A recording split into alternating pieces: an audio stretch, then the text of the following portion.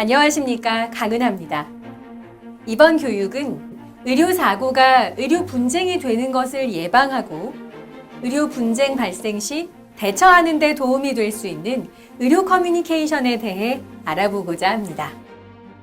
먼저 의료사고가 분쟁이 되는 다양한 요인과 감소 방안을 살펴보고 의료 분쟁 감소에 도움을 줄 수 있는 환자 중심 의료 커뮤니케이션과 의료 분쟁이 발생한 이후에 대처 의료 커뮤니케이션을 살펴보겠습니다. 의료 분쟁의 원인을 소개하는 다수의 문헌과 의료중재원의 연구 수행 과정을 통해 제시된 요인을 살펴보면 첫 번째는 의료사고에 대한 의사와 환자 간의 인식 차이입니다.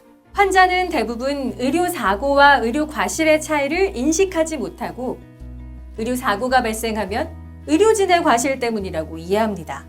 반면에 의사는 의료사고가 발생하지 않도록 최선을 다하지만 의료행위의 특수성으로 인해 의료사고의 발생은 불가피하다고 생각합니다.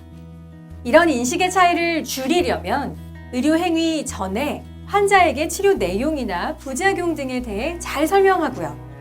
사고가 발생하면 사고의 내용과 나쁜 결과가 발생한 이유, 치료 가능성을 충분히 설명하도록 합니다.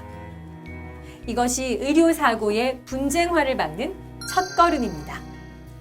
의료사고가 의료 분쟁이 되는 두 번째 원인은 의사와 환자가 서로 불신하며 감정적으로 대응하기 때문입니다.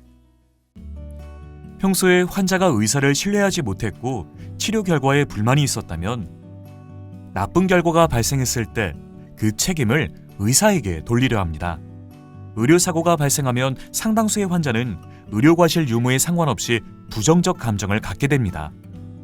의사가 이러한 환자의 부정적 감정을 이해하지 못하여 적절히 대처하지 못하면 환자나 가족은 의료진을 불신하고 불만을 제기하면서 단순 사고가 분쟁으로 확대될 수 있습니다. 특히 환자 측의 불신은 의료인과의 평소 관계, 사고 후 대처와 관련이 있기 때문에 의료인은 환자의 격한 행위를 인격과 연결해서 평가하지 않는 것이 중요합니다. 대화 중 환자는 자신이 비난받는 느낌이 들면 분노 표현을 할 수 있습니다. 의료사고 경위는 담당 의사가 직접 설명하는 것이 가장 좋지만 직접 설명이 어려운 경우에는 그 이유를 안내합니다.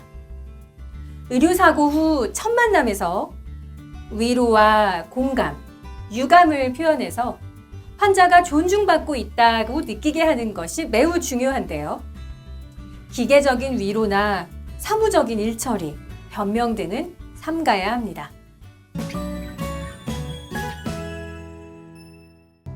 사회 변화에 따라 의사와 환자의 관계가 달라지고 있는데요. 의료 현장에서 환자 중심 의료 커뮤니케이션의 중요성이 부각되고 있습니다. 미디어 환경이 발전하면서 환자들이 의학 정보를 쉽게 습득하는 등 외부 환경 변화에 따라 의사 환자의 관계가 전통적인 수직적 관계에서 서로 협의하는 수평적인 관계로 변화됐습니다. 의사가 대화를 주도하고 진료에 관한 모든 결정을 내리는 의사 중심 모형에서 환자가 의료 과정에 적극적으로 참여하는 환자 중심 모형으로 발전된 것입니다. 이제 환자는 치료의 대상이 아니라 치료 과정의 동반자입니다. 하지만 의사와 환자의 관계가 변해도 입장 차이로 인해 충돌하는 일이 발생합니다. 의사에게 환자는 많은 환자 중에 한 사람이지만 환자에게 의사는 오직 한 사람입니다. 의사에게 진료는 일상이지만 환자에게는 특별한 경험입니다. 따라서 환자의 관점으로 진료 과정 전반에 걸쳐 알기 쉬운 말로 대화하는 것이 중요합니다. 의사가 환자의 관계 변화를 인지하고 환자 중심 커뮤니케이션을 실천하는 것은 단순한 의료사고가 의료 분쟁으로 가는 것을 예방하는 효과적인 방법이기도 한데요. 지금 우리는 환자와 잘 소통하고 있을까요? 의사는 질병 중심적 사고에 익숙해 있기 때문에 환자 입장보다 질병에 집중하기 쉬운데요. 이럴 경우 환자는 의사와 소통하기 어렵다고 느끼고 의사의 지시를 따르지 않는 일도 발생하게 됩니다. 이것이 바로 환자 중심 커뮤니케이션을 해야 하는 궁극적인 이유입니다.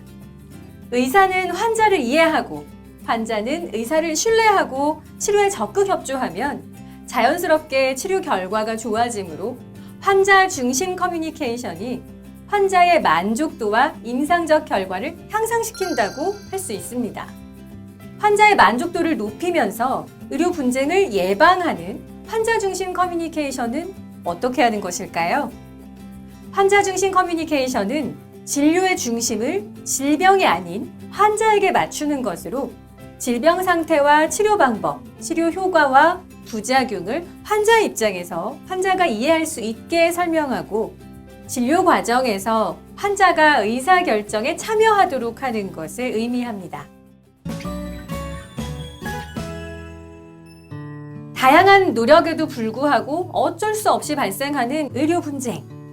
그러나 의료 분쟁이 발생하더라도 어떻게 대처하느냐에 따라 결과는 많이 달라집니다.